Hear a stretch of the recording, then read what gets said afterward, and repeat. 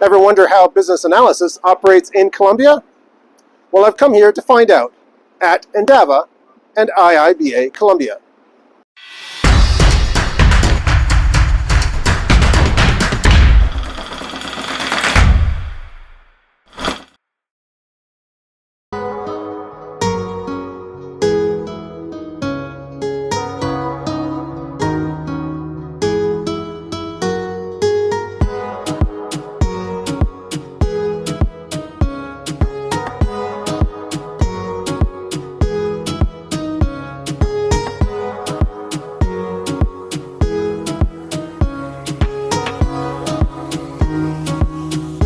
I'm here with the president of IIBA Colombia, Orlando, and he has been nice enough to allow me to interview himself as well as a few other people here at Endava. Even though Endava is a company in Colombia, they have a lot of IIBA members. So I'll have Orlando introduce himself first before we go any further. Thank you. Well, thanks so much. We started IIBA Colombia in February last year. It was an initiative that we are proud of. Well, let me introduce myself. I am Orlando Guedez. I am a foreigner in this country. I've been living in Colombia since 2013. I came to join the finance industry because I serve an international bank that was opening a new branch in Colombia. And I started working with Endava, the software company I currently serve, in 2021, so I'm making 3 years this March. And well, we were fortunate that Endava endorsed the initiative to open the IIBA Colombia chapter. How did we start it? Well, when I joined Endava's VA, I wanted to strengthen my capabilities as business analyst, and I took the Agile Analyst certification by recommendation of a colleague in Europe. So when I did that, I assisted a webinar, and in that webinar, I remember someone told, listen, if you're preparing a certification, join the study groups in your local chapter. I said, come on, please, good idea, let me find the Colombian local chapter. And there wasn't a Colombian chapter, so that's why we had the initiative to start the IIBA Colombia chapter with colleagues from Endava, including Federico Ortega, that you will talk with in a while, David Iquita, also Miguel Torres, and a colleague that left Endava, but works in the South company called Federico Gomez. So we were the enthusiastic guys, and well, fortunately our company didn't say these guys are crazy, go back to work. No, they gave us an endorsement because indeed Endava Global is educational provider for IBA, and Endava has been a great ally with IBA. So we were lucky to be in the right place, right moment. So IBA, what's IBA? International Institute of Business Analysis. Sorry. IIBA. So I thought you said IBA. Sorry. Don't worry now, I spell it too fast. We have make it the Latin way. Gotcha. Sorry. Okay. We always say IBA. No Indeed, when I started, I called it IVA. Because I talk in Spanish. Sorry. Yeah, that's okay. I was going to mention that the formation of IIBA Colombia, which you said was February last year, the cool thing is the regional director of Latin America, Maria Becerra, happened to have been one of the founding members of IIBA Hamilton, in, I think it was December or February of 2021, if I'm not wrong on that.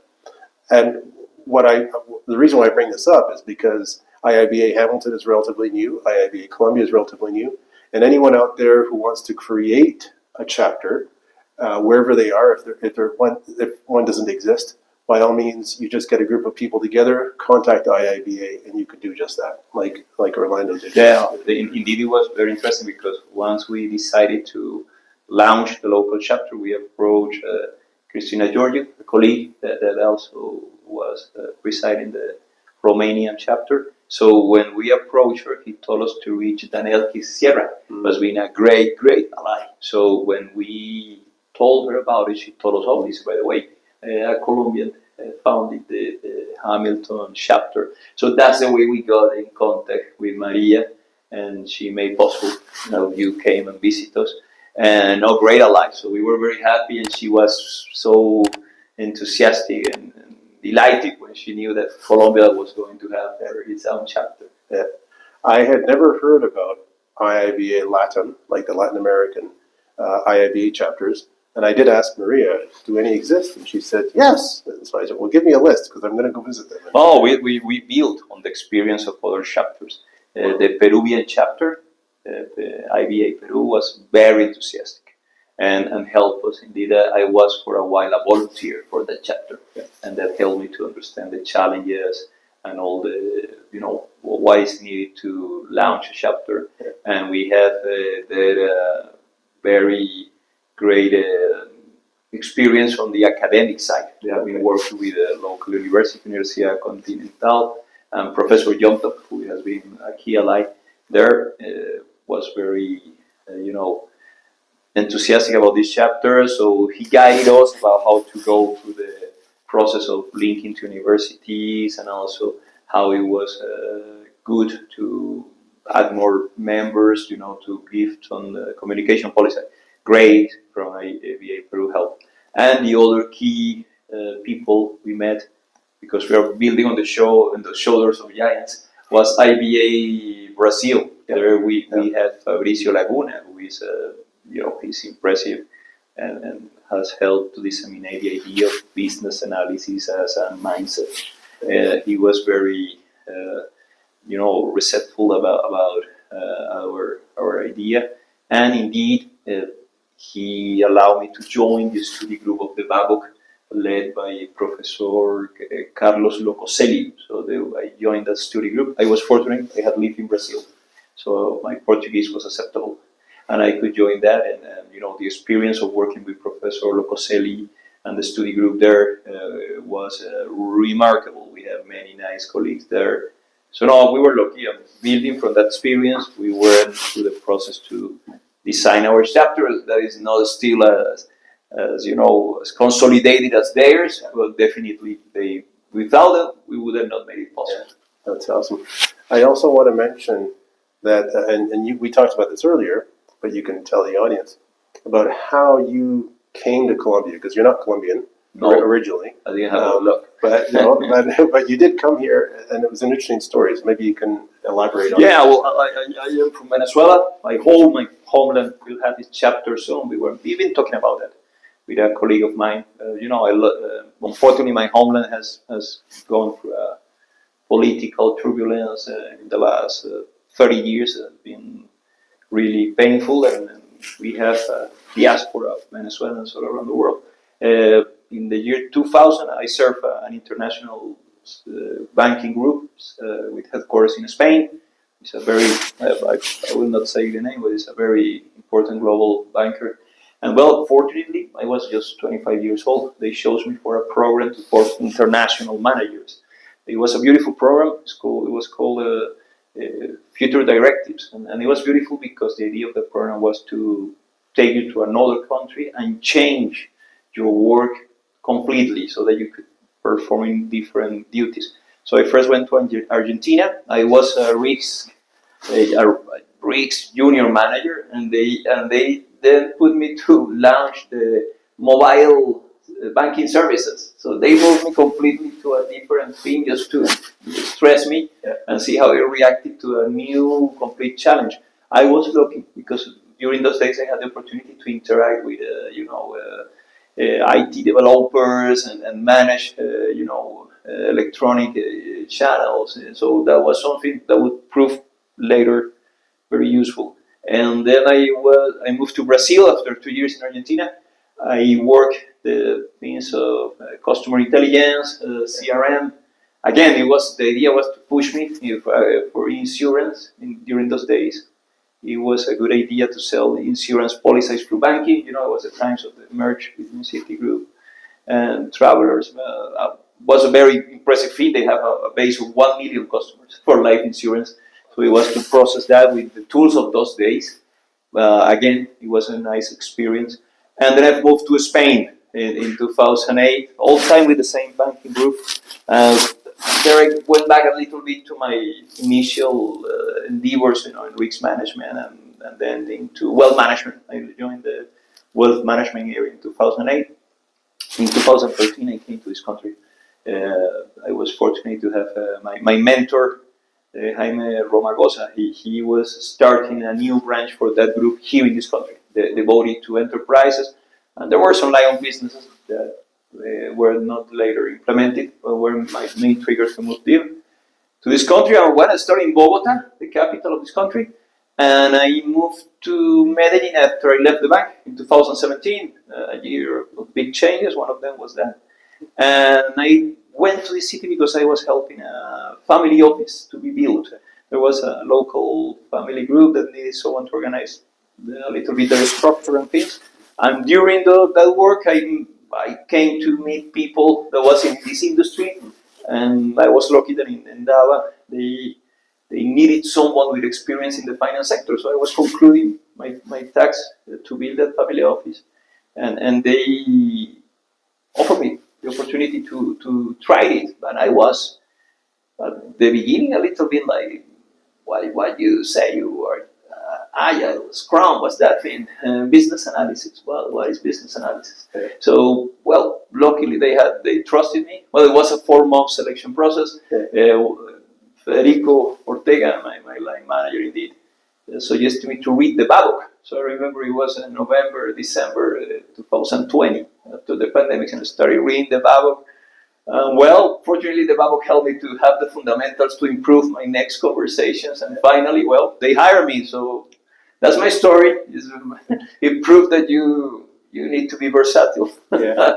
And I know we talked about how this city, at least Medellin itself, and Colombia in general, but particularly Medellin, is this teeming emporium of IT growth at the moment. IT industry is growing.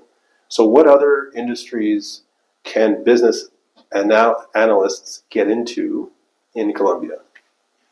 I have colleagues from other companies working in the financial sector. There are business analysts in insurance, which was surprising to me. I was not aware. And insurance, we have in this country, we have certified CBAPs. They are come from an industry. And also, I have found that banks, to my surprise, are embracing this kind of methodologies, agile, and they have the role of business analyst or proxy product owner. Other industry, I find starting to work this role is retail. Okay. They're starting to use the figure of business analyst. I also know that there are some manufacturing companies that have started to use the role, especially for issues related to distribution and that thing. And according to some information I have, you have it each time more in the health industry, and looks like perhaps we will start to have it in non-profit sector. That is something that was needed. Hopefully, it will be implemented in sectors like public offices, public service, government. Hopefully, we'll someday have this role, but I find it's still early for that. Okay. And how would a business analyst in Colombia, if I want to become a business analyst, I'm a Colombian, or I live in Colombia, what are the first few steps that I should go through to become a business analyst? First thing is to solve a problem for being a business analyst. I mean, when you go to the business analysis role, sometimes because you know what it is, and that's somehow the role of IIBA, organizations like Endava, to make the role known in the market. But some people reach it because of a need. Let me give you an example. A friend of mine is an entrepreneur, so he was needing to organize business proposal for his nascent company. And the nascent company is doing well, already has 2 years. So why don't you work with this? Why don't you take this methodology? I gave him the agile analysis extension. So he read it and he was delighted. So he started to say, oh my goodness, this is what I needed. So Now it's very funny. He called himself he's a consultant. He's a business analyst, and a proxy business analyst. I mean, what business analysis did for him? Well, first to understand the need of his customers, what was needed with his product, the kind of change, the keyword is change, what the change that his product brought, the different stakeholders, and he started to use some techniques with his company. So I would say, as long as you have a problem, you need to develop the mindset of a business analyst. And I find also that the path for that to organize your knowledge on that, there are different ways. One of them could be the one I mentioned that is informal, but in informal ways, we are trying to encourage the role in the academic sector. So, for instance, what we have been trying is to give speeches and workshops, promote workshops in universities. So in the city, we have worked with Universidad de Medellin, also with Universidad Nacional. We even went to high school, and I can talk about that later. So we start to make the role understandable. And we are trying to pursue that some universities embrace it. For instance, we had a session with ICESI University here in Cali, another city, that was organized with the assistance of Endava, that is present there too. And when we made that session, that was in November, a professor of Cali, he said, "Oh, we're talking about that business analysis in the university." So I think people will be lucky to get that knowledge in the universities or in the academic sector. And I find that also what we're doing about dissemination activities like this one may be helpful. And finally, the path or journey, BA journey that the companies organize for this role. In my case, I was lucky that Endava had a BA journey. So when I came into the role, and I didn't have the role officially in previous companies, when I talked to my line manager and the recruitment team, I said, "Listen, I was doing business analysis and I had no idea. Because what you say in this thing, I did those things. I was not aware. Yeah. They call it other ways. Sometimes they call it product management. Sometimes they call it customer intelligence." And fortunately, my company had a path. So I had figures like a body to guide me. They were open to share documentation. They gave us access to IBA. Corporate membership help us for that. They had internal sessions. So I think, summarizing up, it's an informal path, and I find every business analyst is a disseminator, is helps to share it. I think also the academic sector, dissemination through IBA and other activities, and definitely that the companies themselves build a path for their business analysts. So I know Endava does it, and insurance companies like this one, Pan American, that has colleagues in the sector, also promotes it. And I really thank God, because most companies are aware that investing into this helps them to succeed. No, I think that's cool, and it's interesting that you bring up the fact that you were doing business analysis before, but it had different titles. Definitely. And even in Canada, relationship manager, or customer service manager, or something like that, or a customer relationship manager, or product services manager. There's a whole list of these titles that do business analysis practitioner work, but they don't go by the title of business analyst. So sometimes it's just the company understanding that, or it's you being able to explain to the company what that path is that they can allow you on. So I think that's cool. Now you did some work with, I think this is kind of really cool. You talked about working with universities, and a couple of days ago or yesterday you did some presentation at a university. So maybe you can give us a quick summation of what that was about. I know it involved IIBA presentations or presentations about IIBA. Yeah. Yesterday, and I can take the chance to tell you what we have, these activities for the last months. So this one we had yesterday indeed was organized with the Universidad Nacional. So it was with the software engineering school, and we were with undergraduate students, most of them around 20 years old. And it was a session that was organized because these young developers are not still they now know the fundamentals of programming, know the fundamentals of programming based, object-based programming and software development. But now they are starting to think in terms of client, in terms of users. So what we did was, after sessions we have organized in the last years, we are working on a workshop format. So what we bring the attention to them to a case. Yesterday the case was the regulation of artificial intelligence. So we said, the newspapers, the journals every day. Indeed, I brought a picture from that day's journal, a local journal, El Colombiano, had a picture from an executive of Microsoft talking about the need to regulate. So I brought that picture. So the exercise was that for the regulation of artificial intelligence, they were consultancy companies. They group in nearly 10 groups. It's a big group, 90 students. And these 90 students group in around groups of 5. So their consultancy companies would bring a proposal for the legislation. But the focus of the exercise was to identify the stakeholder map and to design representing personas for the regulation. And as an additional activity, we could include the 7 Agile principles just to find a high-level solution, because we're not going to get into the discussion. But it was very funny because we were to define interest groups as stakeholders. So we were talking about the government itself, the companies that are big players in artificial intelligence. We were identifying different groups. So one of them, for instance, was small and medium enterprises that could benefit from the artificial intelligence. And for each group of interest, we tried to design a persona that was the speaker for that group. So you have to describe the main traits of that group.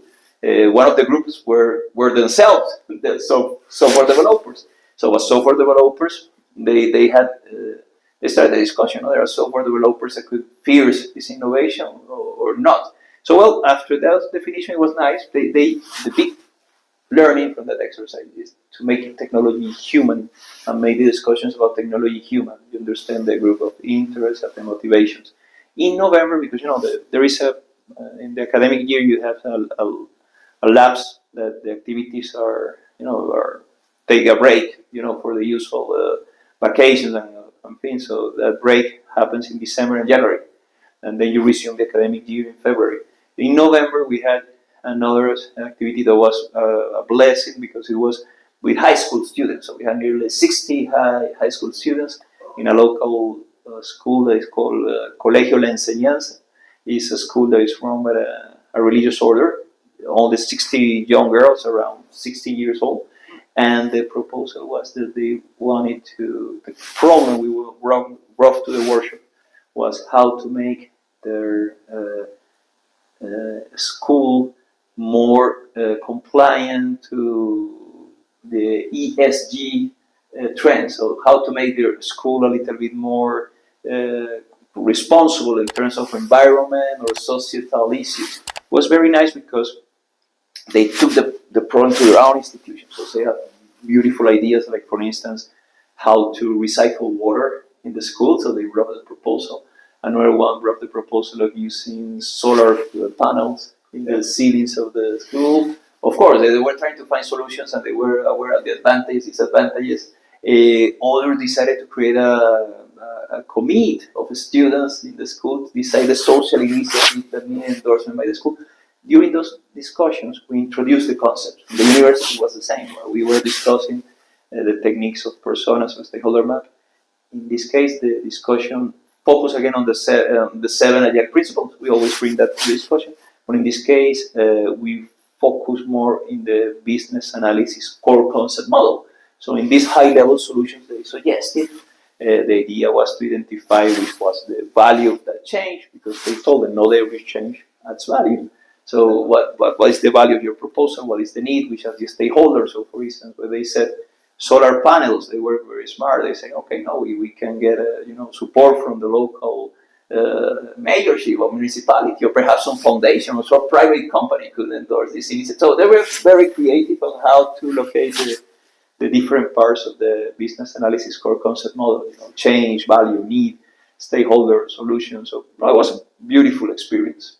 Oh, but defining the need, being able to help them define and create the solution, being involved in that change, and providing value at the same time.